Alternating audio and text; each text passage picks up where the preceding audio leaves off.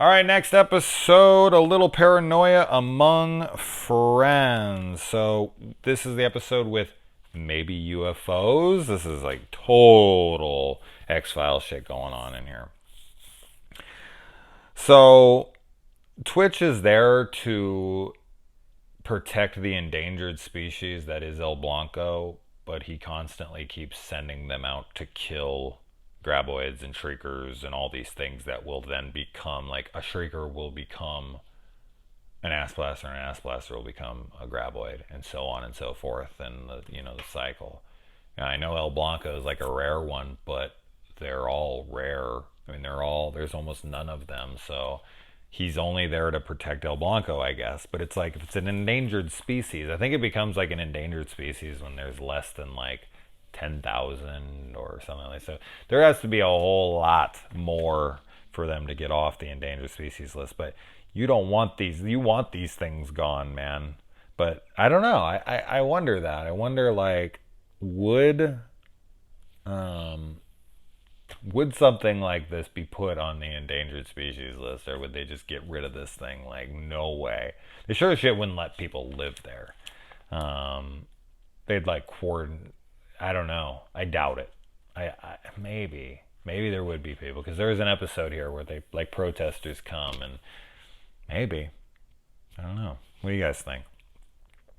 Anyway, and I mean, I think it's kind of funny here because I said this is like the most X-Files-y episode, and they even mention that their names, their pseudonyms, as they call them in this, are Mulder and Scully. Like that's how he checks in. So I was like, okay, they're even very aware that they're going very X-Files with this stuff. I love that Bert calls out all the people in the town as nuts. He's like, you guys are all nuts. And he's sitting there and he's the Mr. Government conspiracy theory guy, but like he has to be the rational person in this episode, and I thought that was a great twist, little change up there. So they try to use the RC cars like in part two, and that doesn't work. And then all of their little sat phones there are destroyed by the local Alex Jones type nutcase. And then this cop gets his ass chomped in half. Yet another brutal sequence, which I thought was pretty cool. And I feel like the radio guy is the one that's turning this entire town on its head.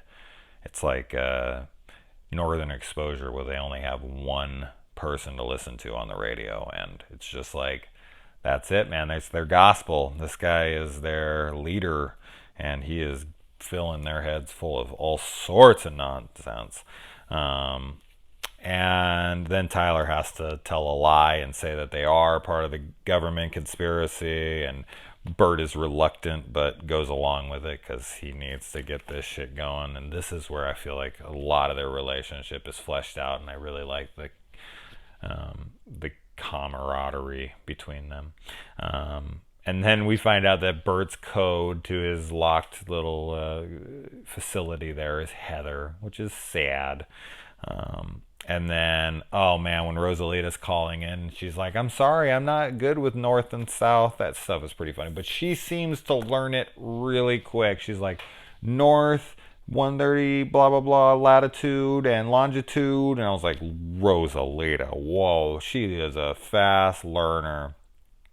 Oh no, this is the one where Tyler blows the thing's head off. Okay, that makes sense. All right, so the other one was I can't remember how that one dies, but there you go. All right, so that was a fun episode. Moving on.